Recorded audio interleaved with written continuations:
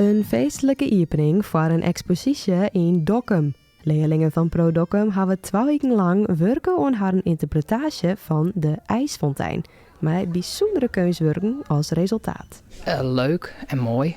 Dus het is wel heel bijzonder, vind ik zelf. In Dokkum, die fontein, die ijsfontein, die had me heel mooi geïnspireerd. En toen dacht ik, nou, misschien kan ik dat wel meidje. Ik ging met mijn vriend en die had het dien. En toen ben we om slag gegaan.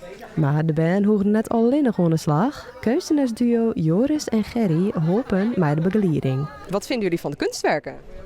Ik vind het prachtig, ja heel eigen stijl en iedereen was ook heel blij mee en wij waren ook blij mee. Ik vond het een hele leuke ervaring. Het was heel leuk om met die kinderen een paar uur lang deze mooie kunstwerken te maken. Al jaren wordt de dag dat de Albe Frieske fonteinen weer volop stromen feestelijk viert. Nou, het is in principe elke ier aan de hand. Er zijn alle sterren en elke ier had een orenstad, de hoststad, zeg maar.